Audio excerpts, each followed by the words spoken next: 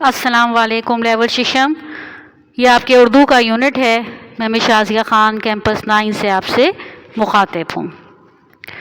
आज जो हम सबक पढ़ने जा रहे हैं वो है बतखों का बंटवारा। सफ़ा नंबर 134 निकालिए, पेंसिल अपने हाथ में रखिएगा। सबक शुरू करती हूँ मैं और किताब में ध्यान दीजिएगा, ठीक है। साथ साथ पहले मुश्किल अल्फाज की हम दोहराई कर लेते हैं ताकि आपको सबक समझने में आसानी हो। रफ्ता रफ्ता आहिस्ता आहिस्ता, फाका भूखा रहना, रूखी फीकी तंगदस्ती की हालत में बसर करना, सुपुर्द हवाले करना, सरपरस्त मददगार, ख़ानदान कुंबा। ये मुश्किल अल्फाज हैं, ये कॉपी में तहरीर होंगे, सबक का टाइटल पेज बनेगा, ठीक है बेटा। तो सबक की मिसाली बुलंद ख्वाली कर रही हूँ, सबक पे देखिएगा और पेंसिल हाथ में रखिएगा। एक गांव में गरीब आदमी रहता था जो मिस्कीन सा था मगर बहुत समझदार और अक्लमंद था। इसको ख़त कशीदा करेंगे कि गरीब आदमी कैसा था, वो समझदार और अक्लमंद था। घर में सिर्फ उसकी बीवी साथ रहती थी। दोनों मियाँ बीवी इतने गरीब और मुफलिस थे। मुफलिस भी गरीब को कहते हैं जिसके पास कुछ ना हो। ख़त कशीदा कीजिए इसको। और कई रोज़ तक फाका रहता।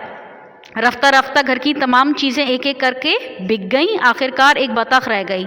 जब भूख ने उन्हें बहुत सताया तो इस आदमी ने अल्लाह का नाम लेके बतख को ज़िबा कर दिया और अपनी बीवी के हवाले करते हुए कहा, लो भली मानस उसे पका लो। बीवी कहने लगी, ना घर में आटा है जिससे रोटी पका लें, ना नमक मिर्च मसाला के जिससे ये बतख पका लूँ। रूखी फीकी बतख तैयार करके क्या करेंगे, यानी बदमज़ासी बतख तैयार करके हम क्या करेंगे। उस आदमी ने अपनी बीवी से कहा, अच्छा तो मैं गांव के चौधरी के पास ये बतख लेकर जाता हूँ और बतौर नजराना पेश करता हूँ, शायद वो कुछ रुपए दे दे। वो आदमी ज़िबा की हुई बतख लेकर सीधा गांव के चौधरी के घर पहुंचा। उसका दरवाज़ा खटखटाया। चौधरी घर से बाहर निकला तो उसको वो बतख देते हुए कहा, चौधरी जी मेरे पास तो सिर्फ ये एक आखिरी सहारा था, सो वो आपकी नज़र करने लाया हूँ। चौधरी उसे घर के अंदर ले गया और नज़र यानी तोहफ़ा, अंडरलाइन कीजिए नज़र को, क्या है नज़र का मतलब, तोहफ़ा। चौधरी उसे घर के अंदर ले गया, फिर अपने बीवी बच्चों को आवाज़ देकर बुलाया और उनके सामने उस शख्स से कहा। अब इस पूरी कहानी में इस बात पर गौर कीजिएगा कि एक बतख को किस तरह 6 अफराद में तकसीम किया जा रहा है। यही इस सबक का अहम नुकात हैं, ठीक है। अब इसको हम देखते हैं कि किस तरीके से होता है ये काम।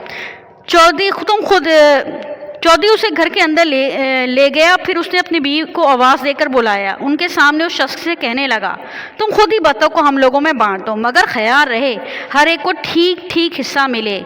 चौधरी की एक बीवी, 2 लड़के और 2 लड़कियां थी, यानी कुल मिलाकर 6 अफराद थे। इस आदमी ने चाकू लिया, सबसे पहले बतख का सर काटा। अब यहाँ से पेंसिल हाथ में होनी चाहिए।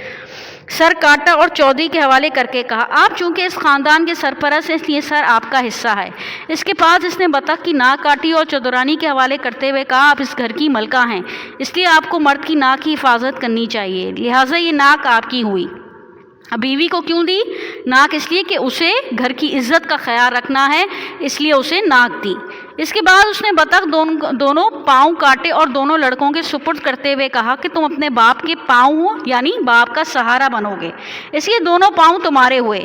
फिर इस आदमी ने बतख के दोनों पंख काटे, यानी पर काटे, और दोनों लड़कियों के हवाले करते हुए बोला कि तुम दोनों घर से पंख उड़ाती हुई दूसरों के घर चली जाओगे, इसलिए पंख तुम्हारा ऐसा, यानी उनकी शादी हो जाएगी और वो दूसरे घर चली जाएंगी। उस आदमी ने फिर बतख का बचा हुआ सारा जो गोश्त का हिस्सा था वो खुद रख लिया। चौधरी इस आदमी की अक्लमंदी पे बहुत खुश हुआ, उसे बहुत से रुपए देकर रुखसत किया। एक पड़ोसी को जब इस वाक़े की खबर मिली तो क्या हुआ कि उसके मुंह में भी पानी भर आया, यानी लालच आ गई। उसे क्या लालच आ गई? उसने सोचा क्यों ना वो खूब चौधरी से रुपए पैसे ऐंठे। चुनांचे इस भले आदमी ने 5 बतखें खरीदी और उन्हें लेकर चौधरी के घर पहुंच गया। चौधरी साहब ये तोहफा मेरी तरफ से कबूल कीजिए। चौधरी ने अपने बीवी बच्चों को बुलाकर इस शख्स के सामने कहा कि इन बतखों को तुम खुद हम इन लोगों में बांट दो, और इस तरह बांटो कि कोई नुकसान में ना रहे। अब ये हिसाब हो रहा है ना, हिसाब का सवाल हो गया कि 5 बतखें हैं और 6 अफराद हैं। हम देखें क्या होता है। وہ شخص بہت دیر تک سوچتا رہا، غور کرتا رہا، لیکن اس کی سمجھ میں کچھ نہ آیا۔ 6 افراد نے 5 بطخوں کو کس طرح بانٹا جائے، کوئی بھی نقصان میں نہ رہے۔ اسے غصہ بھی آیا کہ وہ 6 بطخیں کیوں نہ لایا، مگر اب کیا ہو سکتا تھا۔ آخر جب اس سے کچھ نہ بن پڑا تو چودھری نے پہلے والے آدمی کو بلا بھیجا، یعنی کس کو بلایا؟ اسی غریب آدمی کو۔ جب وہ آیا تو چودھری نے اس سے کہا ان بطخوں کو ہم 6 آدمی میں بانٹ دو۔ اس آدمی نے ایک بطخ اٹھائی اور چودھری اور چودراہن کے حوالے کرتے ہوئے کہنے لگا یہ لیجئے آپ 3 ہو گئے۔ یعنی کیا کیا؟ اس نے ایک بطخ اٹھا کے چودھری اور چودراہن کو دی اور کہا آپ 3 ہو گئے۔ پھر اس نے دوسری اٹھائی اور دونوں لڑکوں کو دے کر ایک بطخ اور دی، اب کہا تم لوگ 3 ہو گئے۔ پھر دونوں لڑکیوں کو ایک بطخ اٹھا کے کہا اب تم 3 ہو گئیں، اور باقی 2 بطخیں لے لیں اور اس نے اپنے آپ کو کہا کہ اب ہم بھی 3 ہو گئے۔ چودھری اس کی عقل مندی پہ اتنا خوش ہوا کہ اسے اپنی زمین کا کچھ حصہ دے دیا تاکہ وہ اپنی زندگی آرام سے گزار سکے، اور لالچی آدمی اس کا منہ دیکھتا رہ گیا۔ یعنی کہ اس نے لالچ کی کہ اسے بھی اسی کی طریقے سے روپیہ پیسہ مل جائے، لیکن کیا ہوا کہ اس کا تو کچھ بھلا نہیں ہوا، لیکن بھلا فائدہ اسی غریب آدمی کو پہنچا۔ ٹھیک ہے، اب آپ نے یہ دیکھنا ہے کہ جماعت میں آپ نے کام کیا کرنا ہے۔ مشکل الفاظ کے معنی تحریر کرنے ہیں۔ اس کہانی سے ہمیں کیا سبق حاصل ہوتا ہے کہ ہمیں لالچ نہیں کرنی چاہیے۔ جب انسان لالچ کرتا ہے، دوسروں کو دیکھ کر حسد کرتا ہے تو خود ہی نقصان اٹھاتا ہے، اس کا فائدہ ہرگز نہیں ہوتا۔ یہ آپ نے اس میں تحریر کرنا ہے۔ اس سبق کا آپ کو خلاصہ لکھنا ہے۔ خلاصہ لکھتے ہوئے آپ نے کن باتوں کا خیال رکھنا ہے کہ کہانی کو مختصر کر کے پیش کریں گے کہ غریب آدمی تھا، اس کے پاس ایک بطخ تھی، اس نے لے جا کے بطور تحفہ کیا کیا؟ چودھری کو دی۔ چودھری کے گھر میں کل 6 افراد تھے، اس نے کہا کہ 6 افراد میں تقسیم کر دو۔ جو تقسیم اس نے کی اس کو تھوڑا تفصیل سے بیان کریں گے۔ وہ اس کو جب روپیہ پیسہ ملا تو پڑوسی حسد کرنے لگا اور وہ 5 بطخیں لے کے پہنچا، لیکن وہ چودھری کے 6 افراد میں تقسیم کرنے سے قاصر رہا۔ تو پھر غریب آدمی نے وہ 5 بطخیں بھی بڑی عقل مندی کے ساتھ 6 افراد میں تقسیم کی، اور بہت زیادہ چودھری خوش ہوا اور اس نے اسے انعام اور اکرام سے نوازا، اور لالچی پڑوسی منہ دیکھتا رہ گیا۔ یہ آپ کو خلاصے میں کہانی جو ہے وہ مختصر کر کے لکھیں گے۔ کم از کم آپ کی کہانی جو ہے وہ 80، 90 یا 100 الفاظ میں ہونی چاہیے، اس سے زیادہ آپ تجاوز نہیں کریں گے۔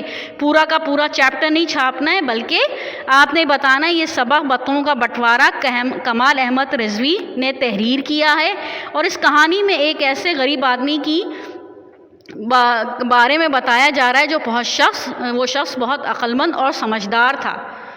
ٹھیک ہے نا، اس کے بعد آپ نے آگے مزید تحریر کرنا شروع کرنا ہے۔ ٹھیک ہے بیٹا، تو امید ہے مجھے یہ کام آپ وقت پہ کمپلیٹ کریں گے۔ انشاءاللہ آپ سے جلد ملاقات ہوگی۔ اپنا بہت خیال رکھیے گا۔ اللہ حافظ۔